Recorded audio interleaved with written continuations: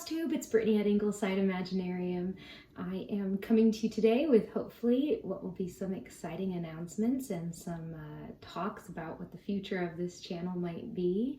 I've had a lot of time with this pandemic to be thinking about where I'd like to take my business and where I'd like to take my channel. So this video is going to be a little bit about that, as well as showing you some exciting new things that will be coming to the stitching community from Ingleside Imaginarium soon.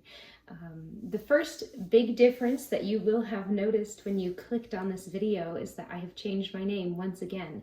If you've been with me since the start, you'll know that originally I was Blimey Cat Stitches, which then turned into Brittany at Ingleside Imaginarium, and now we are just Ingleside Imaginarium.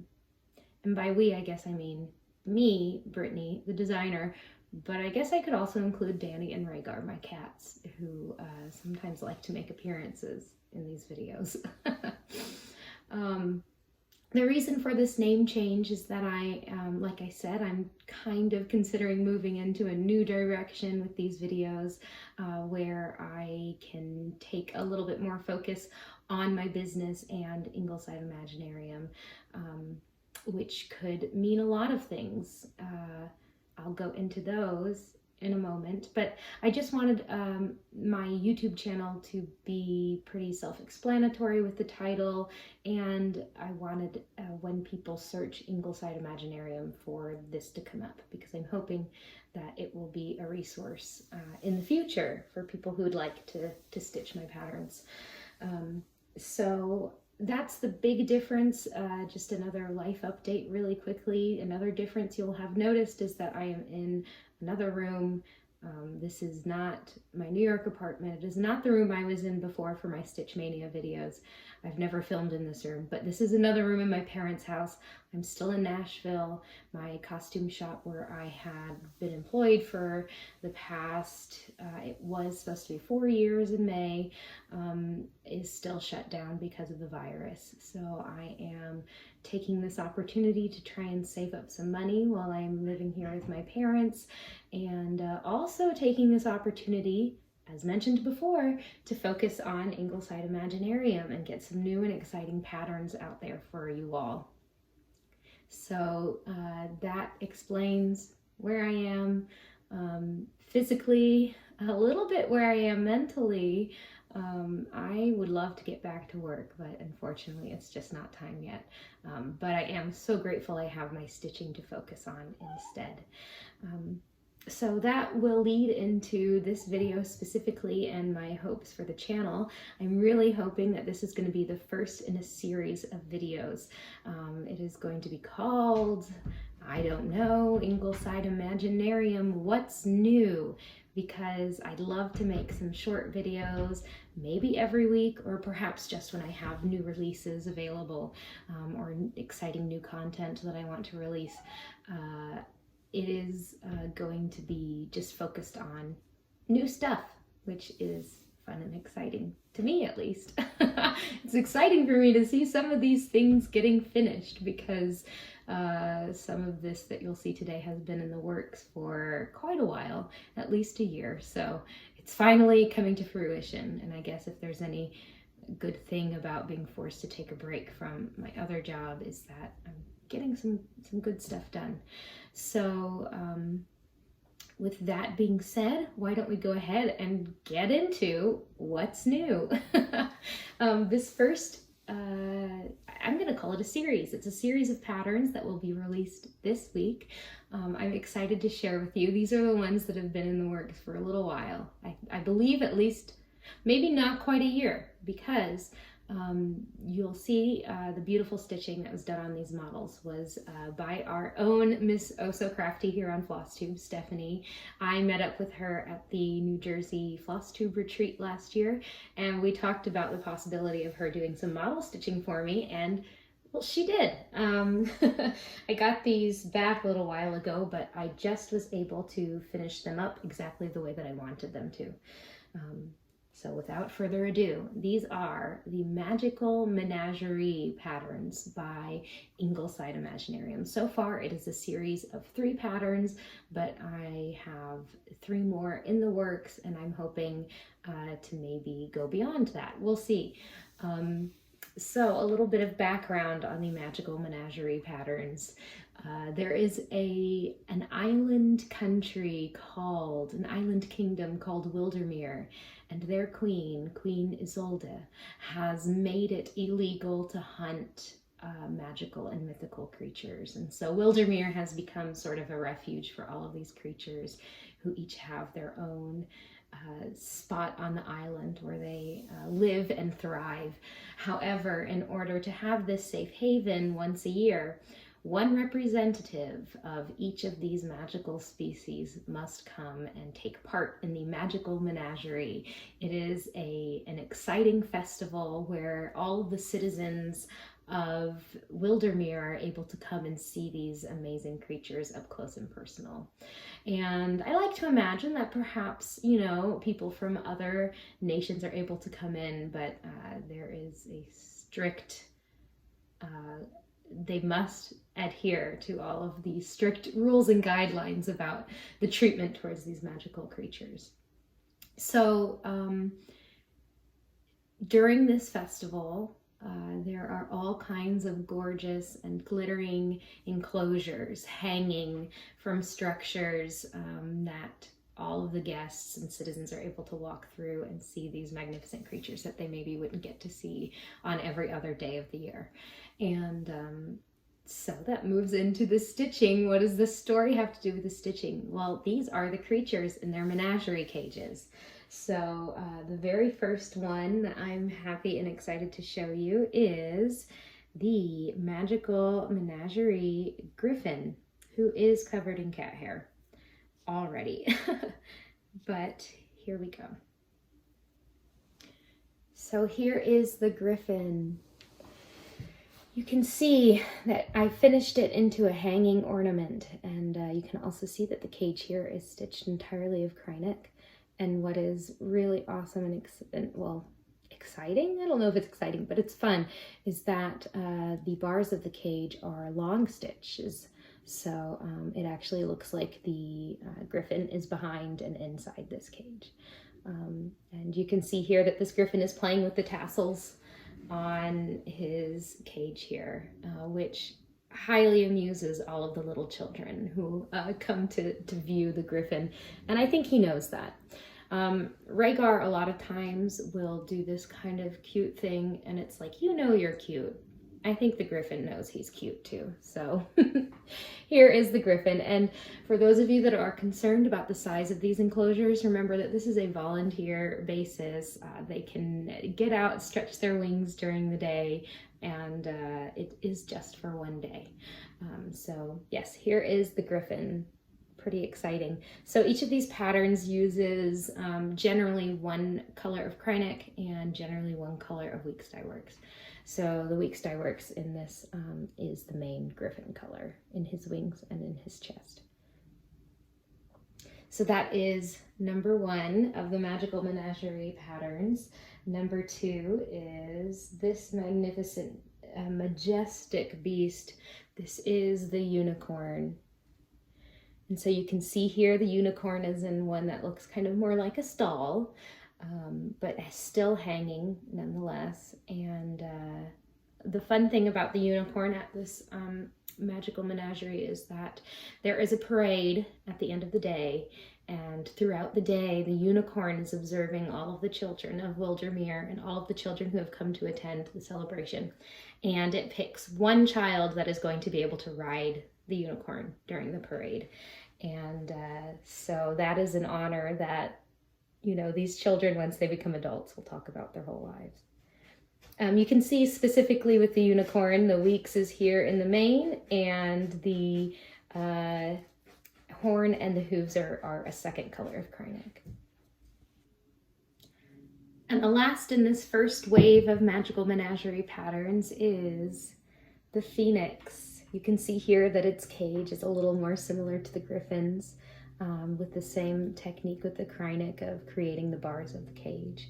And there are instructions exactly how to stitch this within the pattern, Stephanie. One of the things about having a model stitcher is that you have somebody on the outside telling you if your instructions make sense or not. So thank you, Stephanie, for that.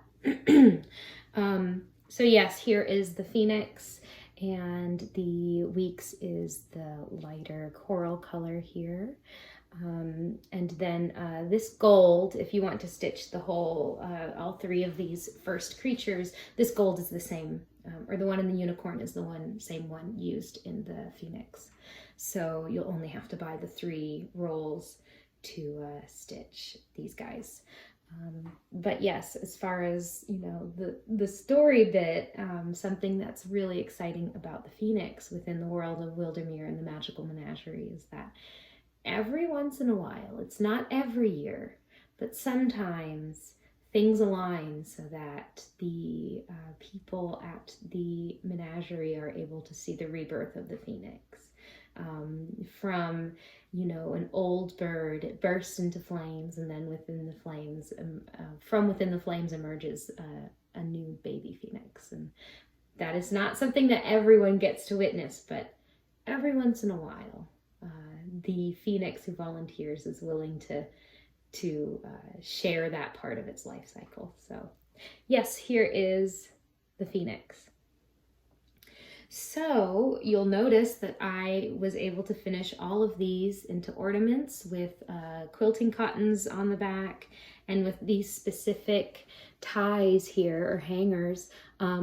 Within the patterns themselves, I have worked in an anchor point for like what would be a chain. And so when I finished them, I wanted it to look like the hangers were coming out of that specific point in the stitching.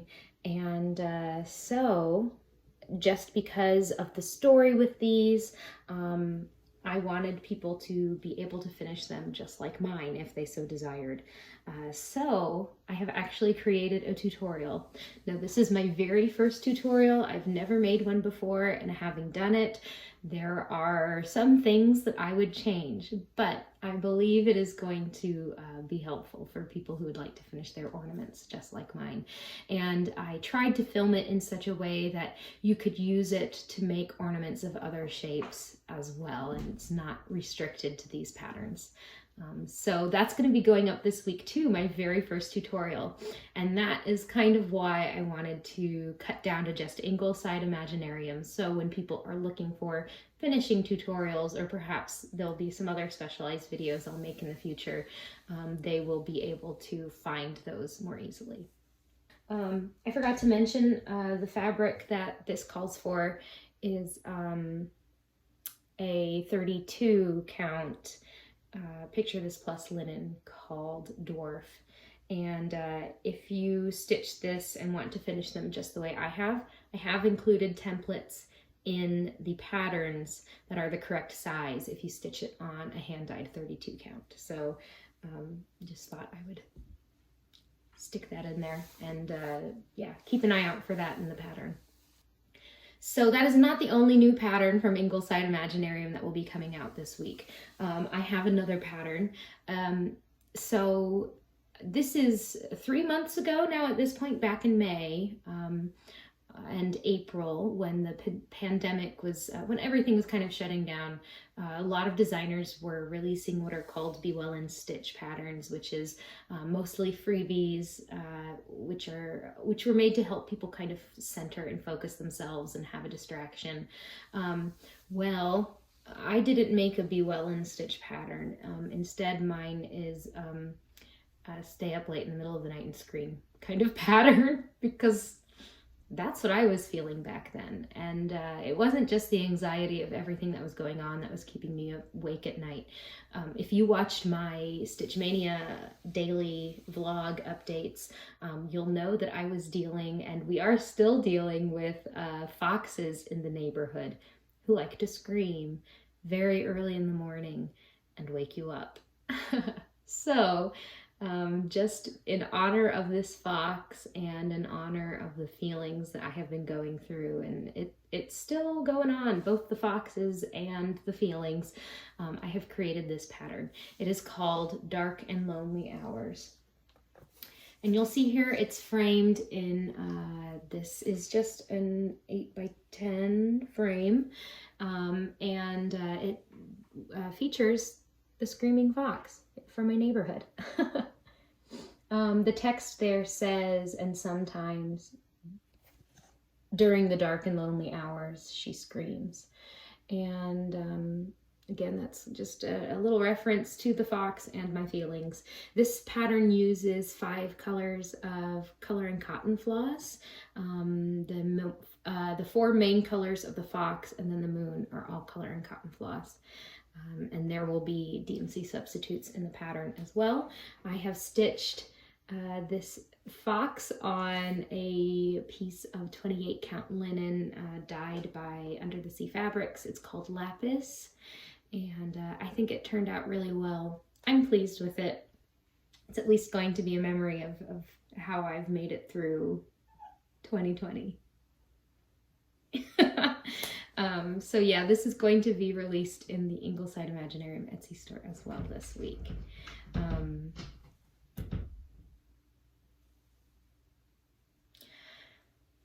Sorry for that thunderous noise there. Someone was trying to get into that closet.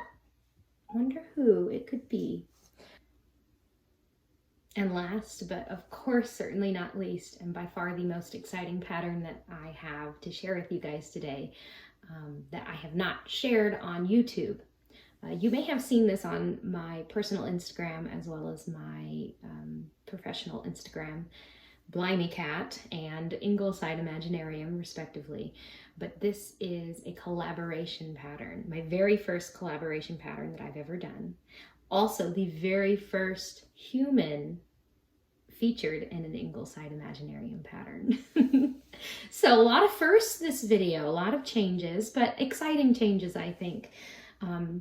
So first things first, the inspiration for this pattern is kind of twofold. One, it is a response to the movement for racial equality and the fight against racial injustice that is happening in America and all over the world right now. So firstly, it is a response to that. Secondly, it is an effort on my part using the skills that I have to change our stitching community for the better by making a pattern that is allows stitchers to work on a project that looks like themselves. Just from being in the stitching community and seeing all of the gorgeous work that people work on, something that I have noticed is that unfortunately BIPOC, Black, Indigenous, people of color, they have to do a lot of converting in order to get patterns that look like themselves. And I just felt like that wasn't right. Everyone should be able to stitch on a project that looks like themselves. And as I was thinking of a way to fix this, I thought of a good friend of mine. Her name is Ebony Short. We work together at the costume shop, but she is also a fashion designer. And she is Black, and a lot of her renderings are done on Black women. And so I was scrolling through her Instagram because I had the little inkling of an idea, and I thought, what if I was able to turn one of her fashion sketches into a pattern? I found one that looked absolutely stunning, and I texted her and I said, I would like to do something to support this movement and to support the Black stitchers in our community. And she said, that sounds awesome. I'd love to be a part of it. So we went back and forth as I was converting this pattern. Here is the original sketch.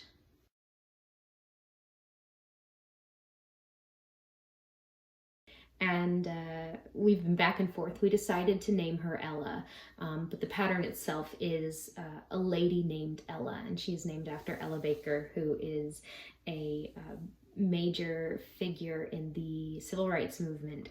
She was a big proponent of encouraging people at every level of society to encourage them that they have the power to make a change. It's not just politicians, it's not just big activists. Every one of us has the power to make change in our society. And so I do not have a finished model to show you, but I will show you what I have so far. This is a lady named Ella, and I just think that she is beautiful so far. She uses several shades of DMC, and in order to make her look as much as possible like the original sketch, I have used tons of fractional stitches, which I don't normally include in my patterns. And just to make her special and fancy, she has 2 colors of beads, Mill Hill beads, 1 type of Swarovski crystal bead, and 1 color of metallic karnic thread. So you can see at her earrings, those are the Swarovskis. You can see the 2 colors of beads there in her bodice. The metallic comes in here at her waist, in the belt buckle, and into the overskirt. And then otherwise, she's a lot of shades of gray. I think only 4 shades of gray and black. And then, of course, all of the colors for her skin color, which I think I also used 4. So she's about 18.5 inches long on a 28 count even weave. That's the fabric I'm using. And again, to be loyal and to be true to her sketch, the face does incorporate the fabric color. So if you decide to stitch Ella, I highly suggest something very light colored or white to get that effect correctly. So I'm just so pleased with how this is coming along. I'm a little frustrated I don't have her finished yet, but she's big. It's a lot of skirt, and I'm not complaining because I enjoy stitching on her. She has driven me to do another first for me in my stitching life, which is to highlight my pattern. Up until now, I have never highlighted a pattern, but with all the fractionals, it is something that I've had to do. And yeah, I'm just having a blast. I've been enjoying working from the top of the skirt and pulling the colors down as if I had a paintbrush and was pulling watercolors down. And my goal is to get the 2, the darkest shade of gray and the next darkest shade stitched in, so then I can just fill in the rest of the holes eventually and not have to worry about counting so much for the last color. But yes, I'm just so pleased with how she's coming along. And something I'm even more proud and pleased about is you guys. So this pattern has been released.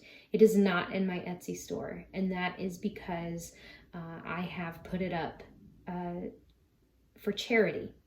So what this means is that Ebony and I thought very hard about 3 charities that we would like to support, and in order to receive a PDF of a lady named Ella, you must send me proof that you have made at least a $10 donation to one of those charities.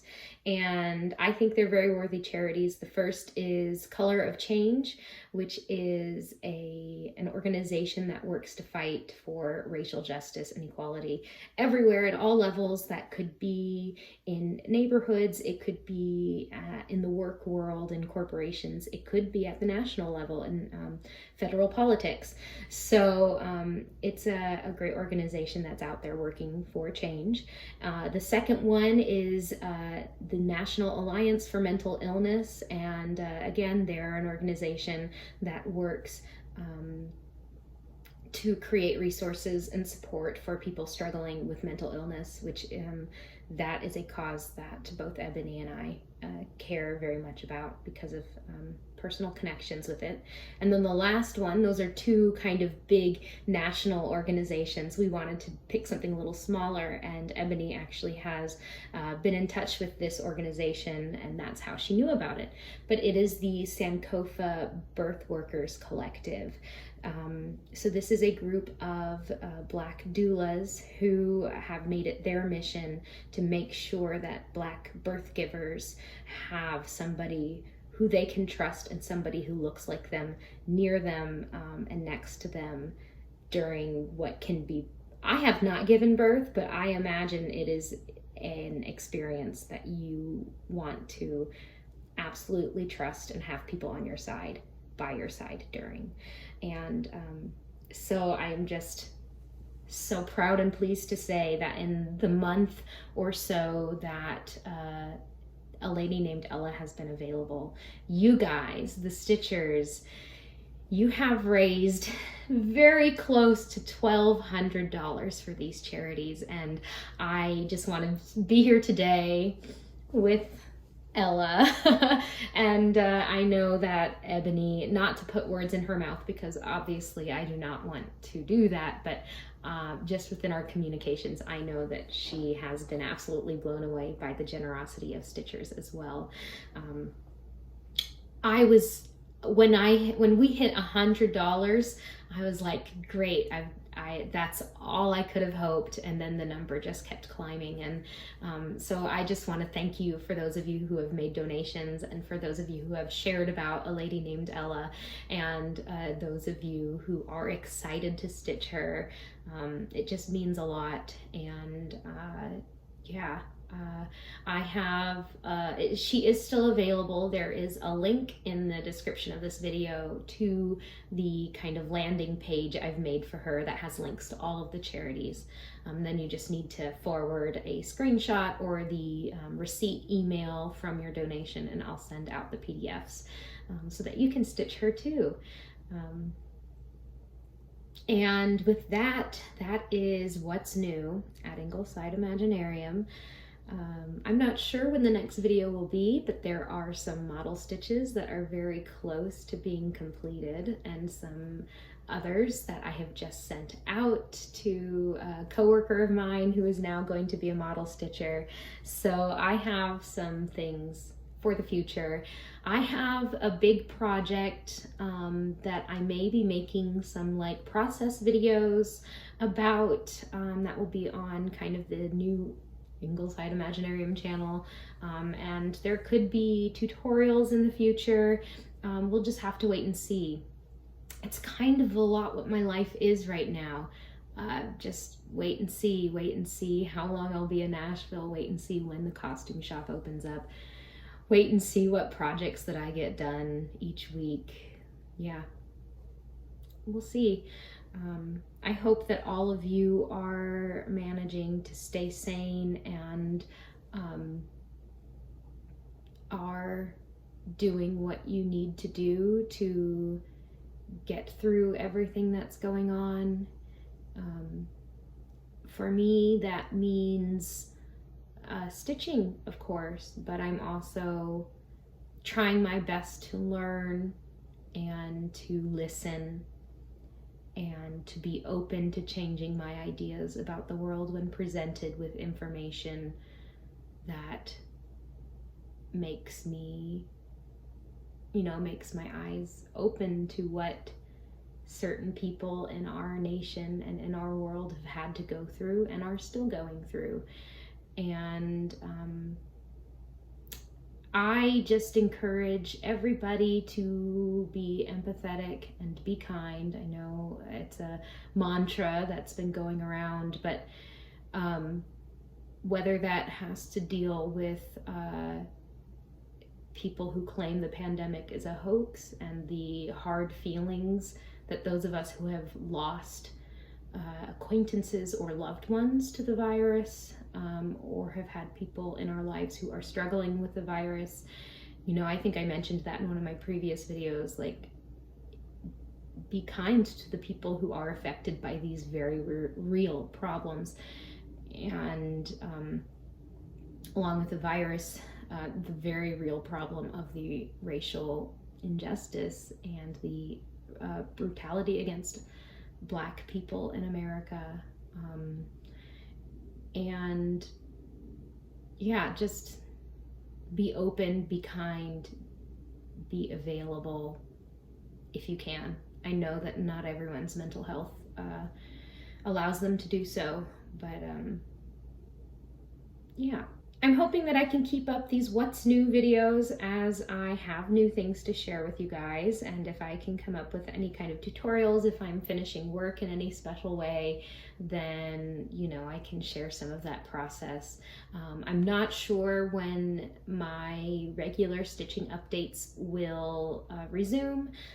Those feel a little personal, a little more personal, and for whatever reason I'm just not feeling as comfortable sharing all of that stuff out into the internet. I'm just working through some feelings on that right now. Hopefully they'll return one day, but for now we have what's new and maybe some other fun stuff eventually. So something that has not changed, obviously, is I still have a very hard time cutting myself off and ending these videos. So I'm gonna do that right now. And the way I'm going to do that is I'm going to say thank you for all your continued support, and for those of you who will continue watching as I kind of transition into whatever this new Ingleside Imaginarium will be. And I appreciate those of you who have been through all of those kinds of changes, and for those of you who are coming here new and experiencing it as it happens, and just for the stitching community and our work. Yeah, thanks for that, and until next time, happy stitching.